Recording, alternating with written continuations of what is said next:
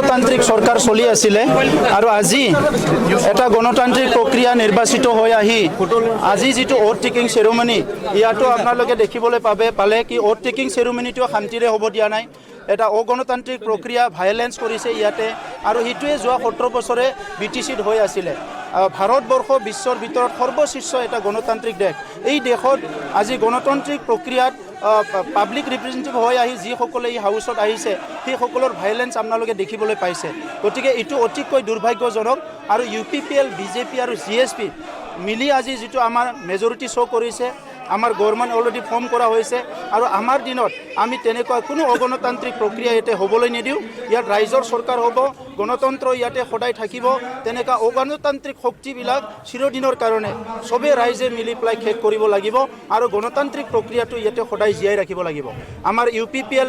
BJP আৰু GSPৰ যেটো সৰকাৰ আমি ইয়াতে শান্তি স্থাপন কৰিম সকলো জাতি জনগোষ্ঠীক লৈ আমি আগবাঢ়িম সমমৰ্যাদা সমমৰ অধিকাৰ প্ৰদান কৰিম ভূমিৰ পৰা আদি কৰি সকলো অধিকাৰ ৰাইজক আমি প্ৰদান কৰিম আৰু দুখীয়া গৰীব শ্ৰেণীৰ মানুহক সদায় আমি নজৰত ৰাখিম আমাৰ অঞ্চলৰ যিখিনি দুখীয়া গৰীব মানুহ যি জনগোষ্ঠীৰে নহওক কিয় তেখেতৰ সমস্যাবিলাক আমি সমাধান কৰাৰ কাৰণে সবচে প্ৰায়োৰিটিত আমি কাম কৰিম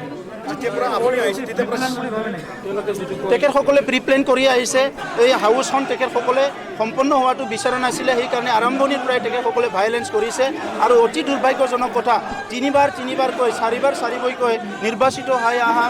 মেম্বাৰসকলে আজি যিটো কেৰেক্টাৰ ইয়াতে দেখাইছে এইটো অতিকৈ দুৰ্ভাগ্যজনক কথা আজি যিখিনি ইয়াতে প্ৰচিডিউৰ ফলো হৈছে মহামান্য হাইকোৰ্টৰ দ্বাৰা যি এটা অৰ্ডাৰ হৈছে ইয়াৰ দ্বাৰা প্ৰচলিত হৈছে আৰু মহামান্য হাইকোৰ্টৰ দ্বাৰা যি মানে ইয়াতে যেটো প্ৰচিডিউৰ ইয়াতে ফলো কৰিছে অনাৰেবল স্পিকাৰে এইটোকো ইণ্টাৰাপ্ট কৰিছে এইটোও ভায়োলেন্স কৰিছে ইয়াতকে দুৰ্ভাগ্যজনক কথা আৰু একো নাই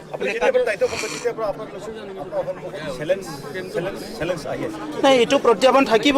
অগণতান্ত্ৰিক এটা চৰকাৰ চলি আছিলে 17 বছৰে ইমানখিনি ভায়োলেন্স হত্যা হিংসা দুৰ্নীতি ভ্ৰষ্টাচাৰ হৈ গ'ল তেখেতসকলে এইটো কৰিবই গতিকে আমি সেইটো ফেচ কৰি পেলাই ৰাইজক তেনেকুৱা সমস্যাৰ পৰা উদ্ধাৰ কৰিম বুলি আজি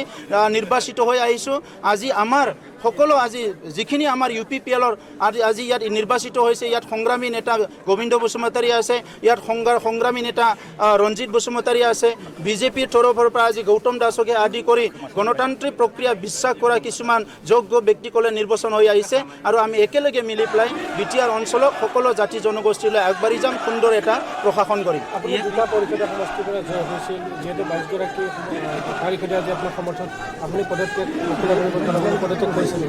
হয় মই এটা সমষ্টি আজি এৰি দিছোঁ কিন্তু আমাৰ কাৰণে এটা সমষ্টি দুটা সমষ্টি নহয় 40টা সমষ্টি আমাৰ সমষ্টি 40টা সমষ্টিৰ ৰাইজক আগুৱাই লৈ যোৱাটো আমাৰ দায়িত্ব আৰু কৰ্তব্য BPFৰ সময়ত যি সমষ্টিত তেখেতসকলৰ MCLA নাছিলে তাত ৰাইজক তেখেতসকলে বঞ্চিত কৰিছিলে কিন্তু আমাৰ সময়ত আমি 40টা সমষ্টিৰ ৰাইজকো সমান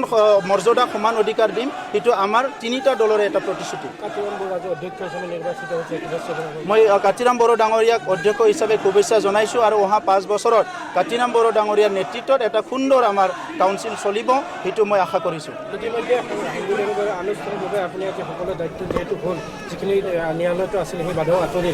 ফাৰ্ষ্ট প্ৰায়ৰিটি কি হ'ব এতিয়া BTC আপোনাৰ সবচে ভাল এটা নিকা আৰু স্বচ্ছ প্ৰশাসন গঢ়ি তুলিব লাগিব আমাৰ ইলেক্টেড যিখিনি কেবিনেট মেম্বাৰ আছে আমি একেলগে বহিম এই খ্ৰীষ্টমাছৰ পিছতে আমি এদিন পিছতে আমি বহিম আৰু আমাৰ যিখিনি এডমিনিষ্ট্ৰেটিভ যিখিনি বিভিন্ন সমস্যা আছে এই সমস্যাবিলাক প্ৰায়োৰিটিত আমি সমাধান কৰিম তাৰ পিছত যিবিলাক ৰাইজৰ কাৰণে আগতে যিবিলাক স্কিম ধৰা আছিলে যি স্কিমবিলাকৰ কোনো মানে নিয়ম নীতি ফলো কৰা নাই ৰাইজৰ যিখিনি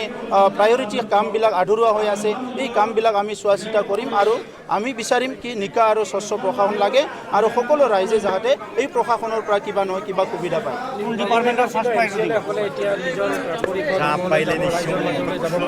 এতিয়া সবে নিজৰ পৰিষদলৈ যাব আৰু বৰদিন আহি আছে অহাকালি বৰদিনৰ সব ৰাইজক শুভেচ্ছা জনাইছোঁ মই হাগ্ৰামা মহিলাৰী ডাঙৰীয়া আৰু তেখেতসকলৰ সদস্যসকলকো মই বৰদিনৰ শুভেচ্ছা জনাইছোঁ আৰু মই আশা কৰিছোঁ হাগ্ৰামা মহিলাৰী ডাঙৰীয়া আৰু তেখেতৰ যিবিলাক কৰ্মকৰ্তা আছে তেখেতৰ যিবিলাক আজি MCLA সকল শপত লৈছে আমাৰ 5 বছৰ চৰকাৰ চলোৱাত সহায় কৰিব বুলি মই তেখেতসকলৰ পৰা আশা কৰিছোঁ আপুনি কোনটো ডিপাৰ্টমেণ্টক ফাৰ্ষ্ট প্ৰায়ৰিটি দিব সব ডিপাৰ্টমেণ্টে প্ৰায়োৰিটি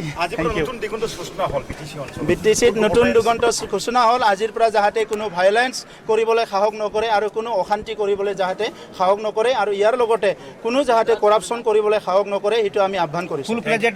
কেবিনেট কিমান আমি 1 সপ্তাহৰ ভিতৰতে কৰিম থ্যাংক ইউ